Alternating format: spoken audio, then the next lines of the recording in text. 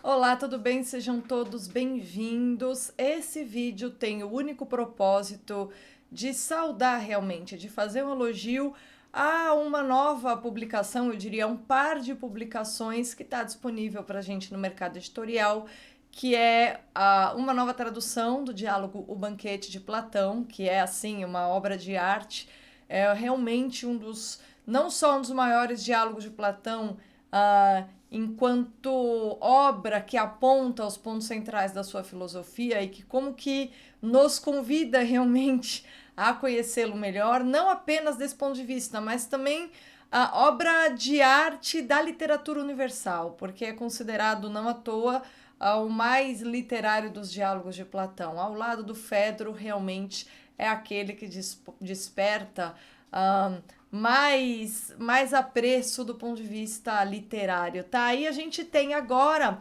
uma nova tradução que recupera a dimensão da oralidade sem perder a aura de refinamento que é própria ao que acontece nesse diálogo banquete, vocês vão saber em breve, pelo Bernardo Lins Brandão, tá? Saiu recentemente agora pela Vide Editorial, uma edição assim impecável, né?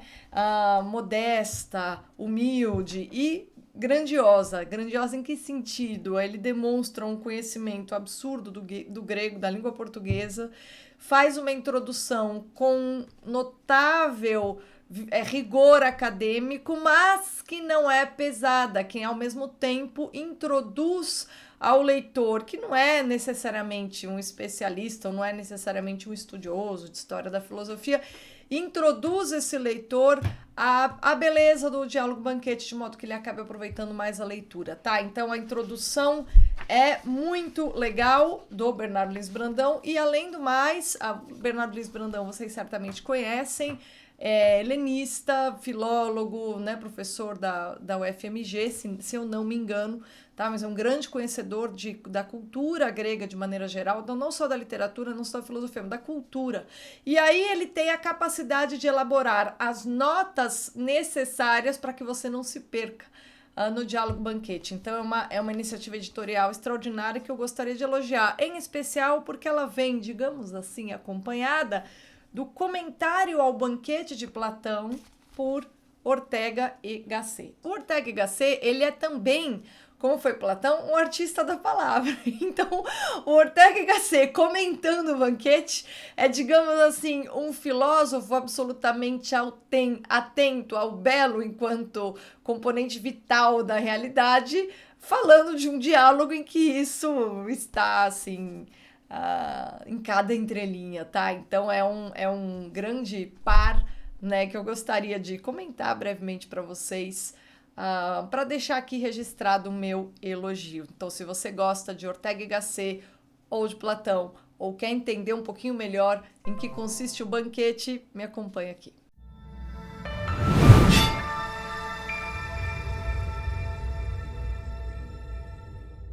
O Banquete de Platão é um daqueles diálogos que você pode ler ao longo de toda a sua vida. Primeiro, porque ele não é daqueles diálogos mais longos e complexos de Platão, como a República ou as Leis, que são os dois maiores diálogos. As Leis sendo aquele que, como eu disse na minha introdução à filosofia, através de um exame pontual de cada um dos diálogos de Platão, é o diálogo menos lido no Brasil. Outro dia eu até conversava com um colega meu, também professor de filosofia, que pena que as pessoas não leem tanto as leis, porque tem tanta coisa ali que nos ajuda a compreender Platão, que é uma pena que esse diálogo não seja tão lido. Agora, o banquete não, ao contrário de alguns diálogos platônicos que não são muito lidos, ou por sua extensão, por sua complexidade, outro que é pouco lido é o Parmênides, mas aí é porque realmente pela complexidade, o banquete é muito lido, é muito apreciado, e realmente você pode ler ao longo de toda a sua vida, como você lê aqueles seus romances favoritos, porque é não só um lindo diálogo de Platão, que era um escritor fora de série, foi um grande escritor,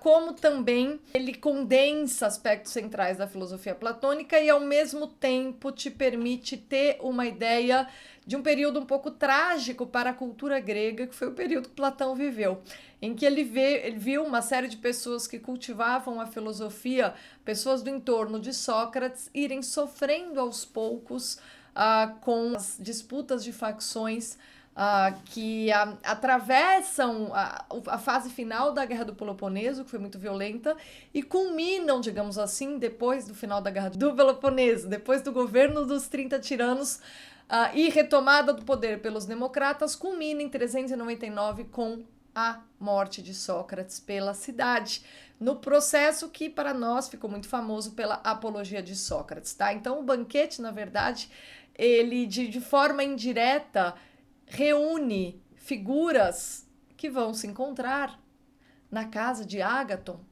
para comemorar o prêmio que ele havia recebido pela tragédia que ele escreveu, ou seja, Ágaton é um poeta. Vão comemorar isso conversando sobre as coisas importantes da vida, na verdade celebrando a vida e fazendo um elogio do amor, tá? Quando eu esbocei uma aula sobre o banquete, é um diálogo tão maravilhoso que, enfim, você pode pensar umas 500.000 perspectivas para falar do banquete numa aula de filosofia. Eu acentuei o significado do banquete como exercício nas escolas filosóficas, porque esse é um aspecto do diálogo que eu aprecio em especial para falar, para remeter aos meus alunos em geral ao conceito de medida, que é central na ética grega, etc. Mas, na prática, tem várias maneiras possíveis de interpretar o banquete e elas não se excluem, tá? A gente tem algumas que são clássicas, porque justamente o que acontece no diálogo são, então, amigos que se encontram na casa de Ágaton e que combinam ali, tendo chegado, de fazer um elogio do amor, né? O amor, que é um tema que é caríssimo a todos nós, é um tema a respeito do qual, é um assunto a respeito do qual todos nós temos alguma experiência desde a mais tenra infância. Então, digamos assim, que é o mais humano dos assuntos e o mais difícil dos assuntos, pela sua delicadeza, pela sua beleza, pela sua intensidade. Enfim, e aí todos aqueles convivas vão dar a sua contribuição. Aí a gente tem uma série de discursos, esses discursos culminam com o discurso de Sócrates, que é seguido pela entrada de Alcibíades, que foi uma figura também bem complicada ali, nessa época da Guerra do Peloponeso e tal, e que morre, inclusive, antes de Sócrates, de tanto problema em que ele se meteu, ele acaba sendo morto, né, sendo assassinado antes que Sócrates seja condenado. Mas Alcibíades, a quem Platão dedica, inclusive, um diálogo, né, você tem o Alcibíades de Platão, que retrata Alcibíades muito jovem, tendo uma conversa ali com Sócrates. Alcibíades, que era uma figura, assim, deslumbrante, né? Era um homem deslumbrante que dominava a Assembleia com a retórica e com a sua beleza, etc., mas que também representa o pior de Atenas naquele momento, que é uma degradação e uma incapacidade de realmente renovar, né, a grande tradição de Solon, tá? Alcibíades é, digamos assim, a expressão também do tipo de problema que representava a vida política ateniense naquele momento. Mas Alcibíades frequentou Sócrates na sua juventude e é considerado como aquele que foi um amante de Sócrates, e aí ele irrompe no final do banquete, é uma das melhores cenas da história da literatura, o momento em que Alcibíades chega, no final da festa. Eles haviam combinado de não beber muito, uma das regras do banquete era quanto seria beber, né? Uma vez eu fiz uma brincadeira dessa no Instituto Veraz. O Instituto Veraz tem uma noite de vinhos. Eu falei, tá, eu vou fazer como os gregos faziam. Eu vou ter que falar sobre esse assunto aqui, mas tomando vinho e mantendo perfeitamente a minha lucidez para completar os raciocínios. Uma vez eu fiz isso também para mostrar o caráter, assim, civilizatório do você colocar-se à prova, né? Que é um dos aspectos realmente daquele tipo de reunião. E aí o Alcibíades, só que o Alcibíades chega bêbado num banquete em que eles haviam combinado não beber tanto para poder fazer o elogio ao amor e não sobrecarregar-se, porque eles já haviam bebido na noite anterior, porque esse jantar, na verdade, embora seja em comemoração a vitória do Ágaton com a melhor tragédia, ele acontece um dia depois da vitória, né, no dia seguinte. Então eles tinham bebido muito na noite anterior, falaram, a gente bebeu demais ontem, vamos pegar leve hoje. Mas o Alcibíades, depois que o Sócrates faz o seu lindo discurso explicando, né, a origem, a natureza do amor, porque evidentemente ele vai fazer da perspectiva filosófica, ele vai dizer o que é o amor, né? A gente começa com o Fedro fazendo um elogio do amor, e o Fedro é um representante, assim, digamos que ele simplesmente faz um discurso retórico, né, sobre o amor, evocando os poetas e tal, naquele formato típico, e Sócrates termina, né, o grande final, com a perspectiva da filosofia sobre o amor. Evidentemente ele vai definir, né, Sócrates vai definir o amor, né, definir, mas evidentemente criar uma âncora por meio de imagens para que a gente compreenda a realidade do amor do ponto de vista que lhe cabe, porque é algo que nos toca fisicamente. Então, não basta falar do amor conceitualmente, seria estúpido, né?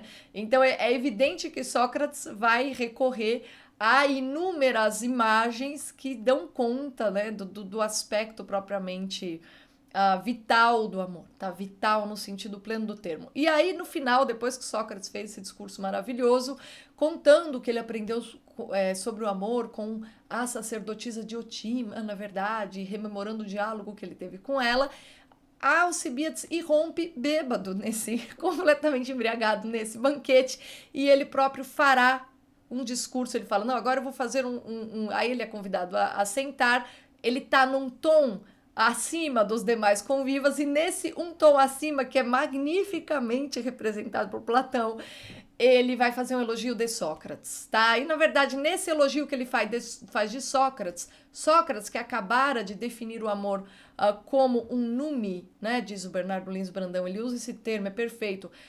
A palavra grega é o daimon, né? São aquelas criaturas que não são nem deuses nem homens, são criaturas intermediárias entre Deus e o homem. Que é, na verdade, onde Platão vai estabelecer o próprio filósofo sábio, né? Aquele homem que chega o mais próximo possível da sabedoria, que é o filósofo, o amante da sabedoria, que vive para ela, ele acaba se colocando num espaço intermediário entre Deus e os homens. Por quê? Porque imbuído de amor ao saber, ele justamente se coloca numa posição espiritualmente acima, né, dos homens que não têm essa capacidade de, movidos pelo amor, buscar o conhecimento do quê? Do supremo bem, enfim, da virtude. E o banquete é também, não por acaso, uma resposta ao problema da virtude em Platão, né? Porque, afinal das contas, assim, como é que a gente pode aprender a virtude? E a resposta platônica, e o Bernardo diz isso muito bem na introdução, a resposta platônica é o amor, é por meio do amor. Quando a gente tem a experiência do amor, aí sim a gente vai ser capaz de alcançar a virtude. Enfim, e o banquete, ele é um apontamento para isso, né? E aí o Alcibiades, quando ele faz, portanto, no final, que é o grande finale do diálogo, aquela descrição, ele descreve Sócrates, ele está descrevendo um nume. A descrição que ele faz de Sócrates, ela é, digamos assim, a representação concreta, tá? A âncora na realidade concreta, numa pessoa, numa alma humana, por assim dizer, da definição do próprio amor que Sócrates havia dado. Então, estruturalmente, o diálogo é perfeito, é uma peça perfeita, por isso que a gente fala que é uma obra de arte, né?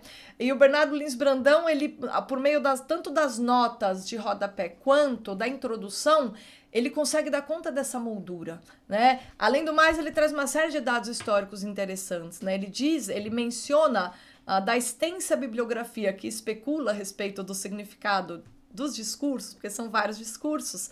Ele indica aquelas que são mais conhecidas, por exemplo, para um estudioso chamado Brochard, super conhecido, cada um dos discursos sobre o amor seria uma paródia de um dos grandes sofistas, né, da Grécia, porque o Platão, o tempo todo, ele trabalha no campo do humor, e ele parodia tanto Atenas, quanto personagens, quanto generais, quanto sofistas nos diálogos. O próprio Protágoras é uma paródia da sofística enquanto paideia, tá? O começo do Protágoras, assim, desenha o que é a paideia da sofística, né? Assim, então, o Platão faz isso o tempo todo. Então, é interessante essa interpretação.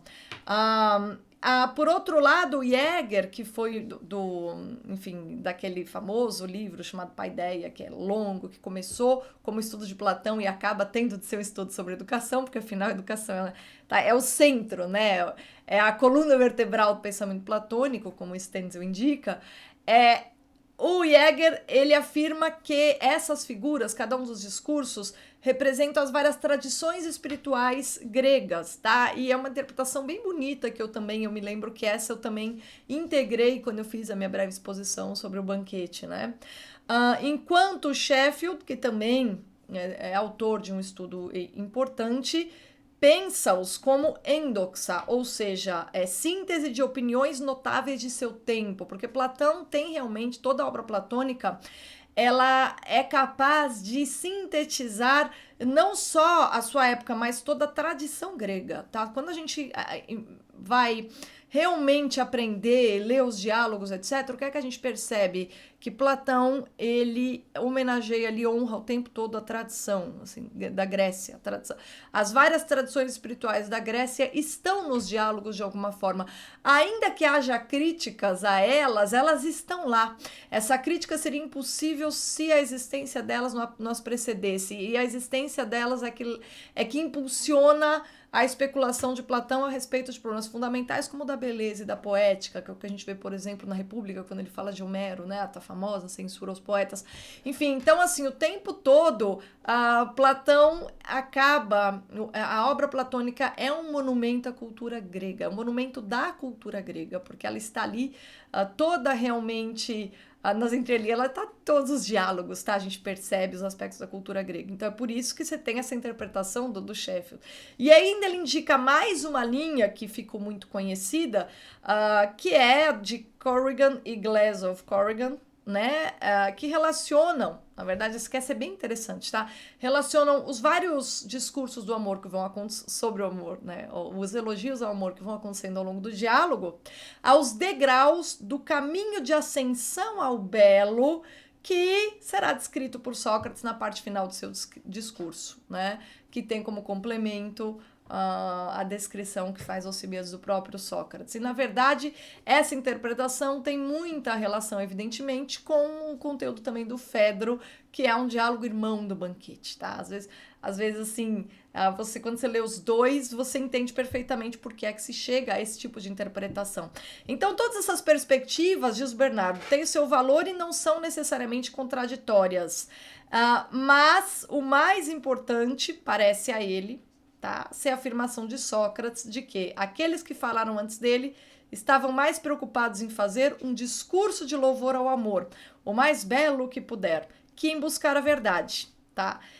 E, na verdade, esse ponto é central, porque, independentemente do que Platão consiga significar com os vários discursos, o fato é que nenhum deles é filosófico, como será unicamente o de Sócrates, como eu dizia no começo desse vídeo, tá? Então, na verdade, o Bernardo, ele o tempo todo tem uma sintonia incrível com a complexidade do escrito, e essa sintonia que ele tem se revela na sua tradução, que é assim, digna do maior elogio. Existe um aspecto de Platão muito complicado, que é como recuperar a oralidade própria aos diálogos, ainda que Platão tenha escrito e que os diálogos sejam todas ficções, ainda assim, se eles eram diálogos, eles estavam tentando imitar ao máximo a palavra viva, né? Então, como é que você faz isso, imitar ao máximo a palavra viva, quando você está lidando até com doutrinas, ou refutações, ou a dialética, etc. Como que se faz isso?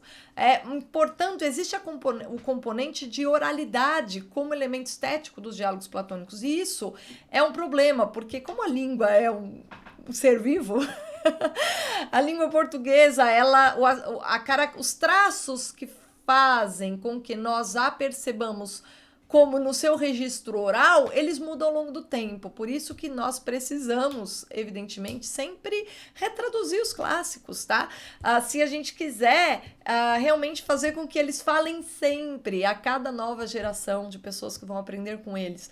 Eu sempre elogio muito as traduções feitas pelo Daniel Rossi, professor da USP, do Protágoras e do Gorgias, que saíram pela editora Perspectiva. São maravilhosas, justamente porque também tem uma atenção ao componente da oralidade, sem perder em nenhum momento o rigor da obra platônica e nem a beleza própria desses textos. Então, caramba, isso aqui, vídeo editorial, parabéns, muito obrigada. Quem não conhece o Banquete, tem a oportunidade de conhecer, olha como é curtinho, é um negócio que você lê numa tarde, sabe? Mas é maravilhoso. Quem não conhece o Banquete tem agora condição de conhecê-lo em grande estilo. Quem já conhece, por favor, leia novamente e pense junto comigo com as poucas coisas que eu disse aqui nesse vídeo para você ver se não é uma obra que você pode ler ao longo da sua vida inteira, tá? Segundo aspecto, aqui eu queria também, eu não posso deixar de fazer o elogio ao Comentário ao Banquete de Platão, que foi publicado quase como um parzinho, tá? Obviamente que são livros separados, mas essa publicação conjunta é maravilhosa. E eu acho que aqueles que tiveram oportunidade, que tiverem um pouquinho mais de familiaridade com Platão, vale a pena lerem o comentário do Ortega y Gasset. Por quê? Era para ser um comentário sobre o banquete, mas está inacabado. Porém, a maneira como ele começa é de um rigor absurdo, tá? Então, o Ortega y Gasset, o que é que ele faz? Ele começa esse comentário fazendo uma reflexão a respeito da própria língua, mas a língua no seu todo, enquanto gesto, enquanto elemento necessariamente, enquanto a registro que mescla o corpóreo a tudo aquilo que se enuncia em vínculo com a inteligência. Então, é maravilhoso esse ensaio, vocês não fazem uma ideia.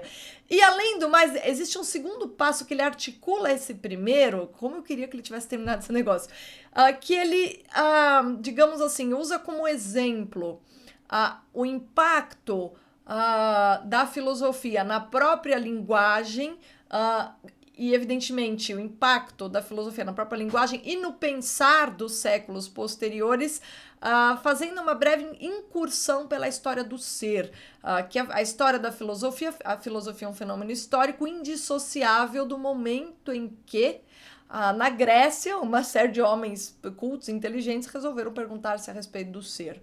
Aí, o que é o ser? Só que tem uma ponta de ironia, porque Heidegger é o filósofo que realmente se interessa pela recuperação do ser após o abandono dos modernos, mas Ortega y Gasset, eu posso estar enganada, me parece que elabora essa reflexão a respeito de que o interesse pelo ser é algo específico, histórico, e que, embora ele dê tradição à filosofia, ele tem um componente que ele nasce em circunstâncias determinadas, que só de ele enunciar isso, ele já nos leva a nos perguntar até de maneira risonha, de maneira até sarcástica, sobre alguns aspectos da obra de Heidegger. Então, assim, ele é uma obra de filosofia muito poderosa e, ao mesmo tempo, já se insinua como um comentário magnífico a Platão, porque evidentemente que ele não vai deixar de lado o problema do ser, que é a base da filosofia e da filosofia platônica em especial, porque Platão é justamente, qual é o legado platônico,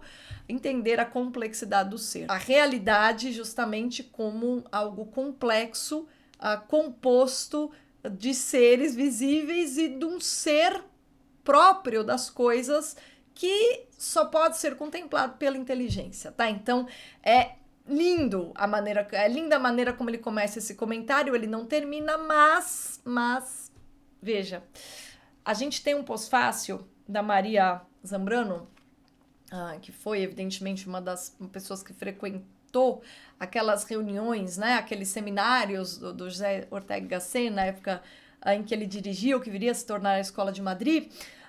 Existe um comentário em que ela mostra que a essência, assim, o principal da sua filosofia é o conceito de razão vital.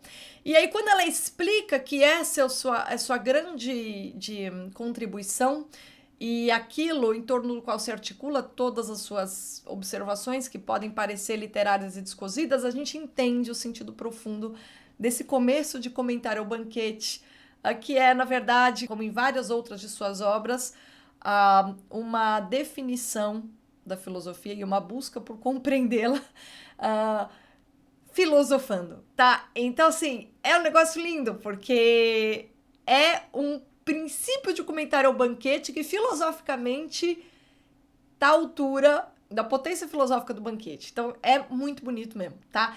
E aí ele fala algumas coisas sobre Platão que são interessantes, né? No Fedro, a gente tem a famosa tese da inexpressibilidade, a linguagem escrita, ela é incapaz de realmente exprimir tudo o que o discurso comporta. Essa famosa tese platônica, ela é confrontada pelo Ortega y Gasset com o fato de que na academia Platão era o escritor, entendeu? E em Atenas esperava-se que ele escrevesse, e na academia você tinha copistas, tá? Então ele escrevia uma obra e na própria academia se fazia livros. Então, embora Platão tenha essa tese que é crucial até para a gente entender a famosa doutrina não escrita, assim, a parte da sua obra que não cabe aí, que seria absurdo colocá-la em diálogos, né? A gente compreende, por outro lado, que existe uma convivência com o fato de que ele foi um escritor e de que ele escrevia e de que ele era uma pessoa de quem se esperava escritos e que, de fato, não importa quais sejam os limites da escrita, enquanto registro da linguagem, ainda assim, ela é um veículo privilegiado para a, digamos assim, estabilização, né, a captura e projeção de conceitos, que é aquilo que nós encontramos como matéria na filosofia.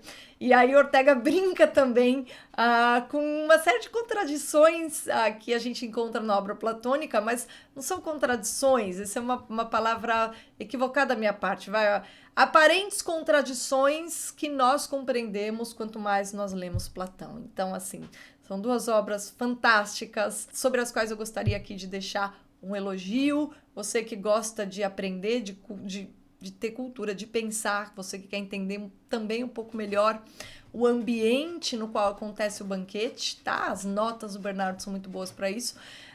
Você tem aí à disposição duas obras fantásticas para brilhantar ainda mais a sua biblioteca e, antes de mais nada e sobretudo, acrescentar algo à sua alma, tá? Porque são esses dois exercícios, né? Reler o banquete e ler o comentário ao banquete de Platão do Ortega y Gasset, esse comecinho de comentário, vão produzir modificações na sua alma para sempre, tá? Então fica aí como indicação literária desta semana, espero que você goste.